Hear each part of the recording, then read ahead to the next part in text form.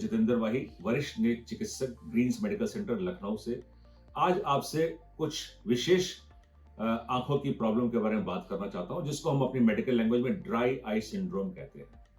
आपने अक्सर छोटे बच्चों को, स्कूल गोइंग चिल्ड्रंस को, टीनेजर्स को, कंप्यूटर वर्कर्स को देखा होगा कि उनकी एक अभिप्राय बहुत ही ऐसी शिकायत रहती है कि आंखों में खुजली हो रही है, आंख लाल हो रही है, आंखों से अनायास पानी आता रहता है, आंखों से साफ दिखाई देने की कोशिश नहीं करते हैं। जब वो थोड़ा रेस्ट कर लेते हैं तो वो फिर से ठीक हो जाते हैं। शायद हम इसको जानने की कोशिश करेंगे कि इसके पीछे कारण क्या है। इसके पीछे जो कारण है वो है हमारा प्रोलॉन्ग्ड डिजिटल स्क्रीन टाइम, यानी कि बहुत अत्यधिक समय तक हम डिजिटल स्क्रीन कुछ भी हो सकती है, for example mobile, laptops, desktop, video games, LED TVs, AMOLED screen, कुछ भी हो सकता है। लेकिन हम मानते ही नहीं, हम विश्वास ही नहीं जानते हैं कि शायद हम इतना इन डिजिटल स्क्रीन पे काम कर रहे हैं। लेकिन जब हम सारे सेगमेंट्स को मिला लें, चाहे मोबाइल, लैपटॉप, टीवी, सारा दिन भर की जब चीजों को मिलाते हैं तो वो प्राय बहुत ज्यादा हो जाता है। अमूमन हमें अपने डिजिटल स्क्रीन पे जो समय बिताना चाहिए वो 2 से 3 घंटे होना चाहिए, पर हम टीनेजर्स या प्रोफेशनल्स कहीं ज्यादा आंखों को डिजिटल स्क्रीन पे एक्सपोज करते हैं।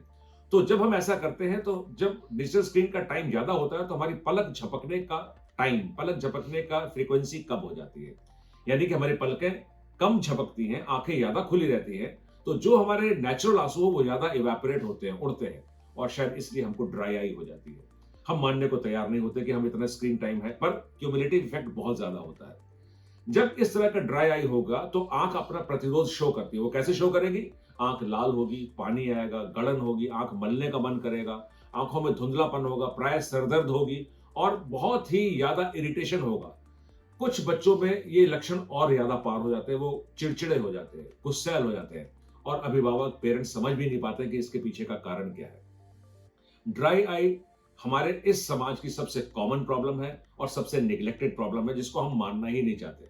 इसके लिए नेत्र चिकित्सक के पास जाना पड़ेगा, इसके लिए आई टेस्ट कराना पड़ेगा, और स्पेसिफिक यानी कि बहुत विशेष ड्राई आई टेस्ट होते हैं, उसको करवाना पड़ेगा ताकि डॉक्टर समझ सके कि प्रॉब्लम कितनी बड़ी है। लेकिन उपचार बहुत सिंपल है। जब ये चीजों को डॉक्टर देख लेता है तो वो शायद कुछ आई ड्रॉप्स देता है और कुछ लाइफस्टाइल मॉडिफिकेशन बताता है, और इतने से ही प्रॉब्लम सॉल्व हो सकती है। सिर्फ जरूरत किस बात की है? अवेयर होने की, अपने अपने प्रति नॉलेजेबल होने की, ताकि हम समझ सके कि हम कहां पे हैं, क्या प्रॉब्लम है और इसको ठीक किया जा सकता है। Thank you so much.